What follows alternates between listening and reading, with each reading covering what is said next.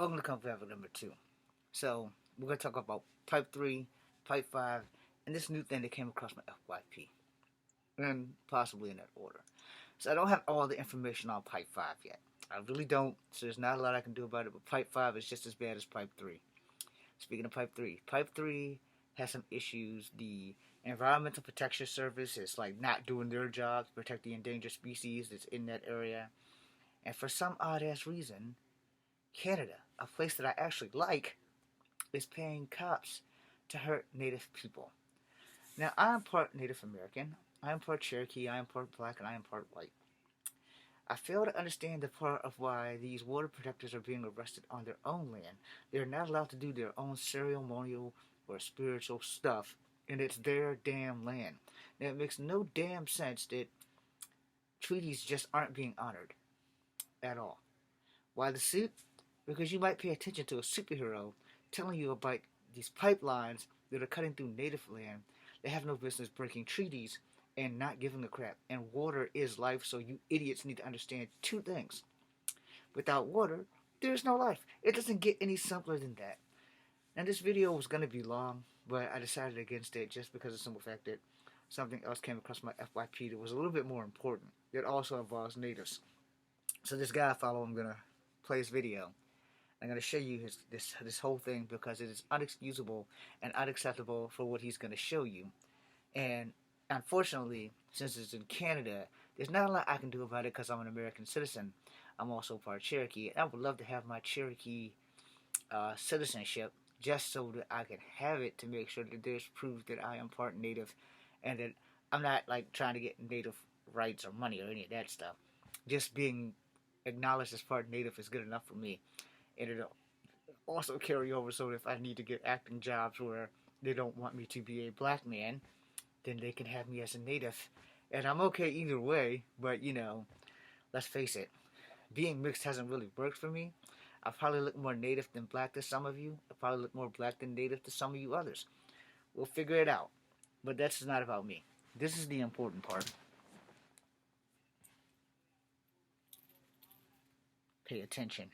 Indigenous relatives, north and south, to contact this person right here and tell them that Native lives matter.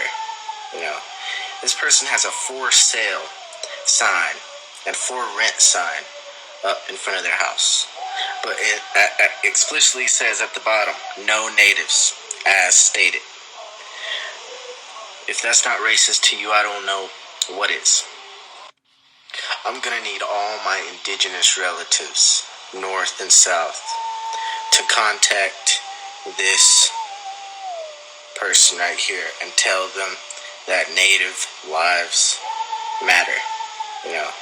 This person has a for sale sign and for rent sign up in front of their house, but it explicitly says at the bottom, no natives, as stated. If that's not racist to you, I don't know what is. I'm gonna need all. Now, the reason why I let that play is because I didn't want to talk. Now, as I just said at least 3 minutes ago, before letting that play twice. 1, everywhere that we step is native land, whether it be from the tip of Alaska to the tip of South America. The natives, my ancestors, your ancestors who are native, owned this joint. This land, technically, was stolen. Some people like to say it was conquered. No, it was stolen. We made a kind gesture and they paid for it. It's really that simple. Speaking from a Cherokee side, we made a kind gesture and we paid for it. Now, don't get this wrong. There are racist people in all groups of people. But that was the epitome of a specific person specifically saying they don't like Native Americans. You do know there are Native American superheroes, right? Just want to point that out. You do know that there are black superheroes and there are white superheroes. But none of them would ever turn their back on someone who wanted to buy their home because they were native. And you forgot that where you have your home at, sir, once was native land. You were blessed that you were able to obtain that home, probably due to the fact that some government broke a treaty somewhere. But instead of people being honest about things like that, we just cross our hands and say, we didn't write that treaty. Stop breaking the treaties. Stop Pipeline 3. Stop Pipeline 5. And finally, I need to address something that's more important than that shit. Apparently, in South Dakota, school systems are trying to take out indigenous facts and learnings in their system. That was something else that came across my FYP.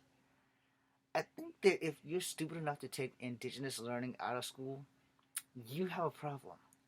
Let me explain this to you, because it needs to be said. When I was in school, in grade school, that was the only exposure I had to Native American culture. And I'm part Native. Didn't even know I was part Native. But when I found out the hard way. And guess what? We only got 2 weeks of Native American history tied in with Black History Month. And it was the shortest month of the year at that, February. So you tell me what's wrong with this picture. And why in the hell would South Dakota get rid of indigenous learning for indigenous youth in an indigenous-based state? Why, world? Why? See, this is why we need to Stan Lee as president. So that all the true believers can stand up, rise up, and make a difference in this world.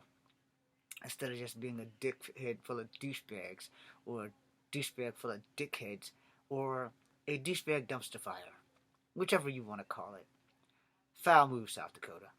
Foul move on Pipe 3, foul move on Pipe 5, and foul move to the guy who wouldn't let natives buy his house. What a world, boy. What a world.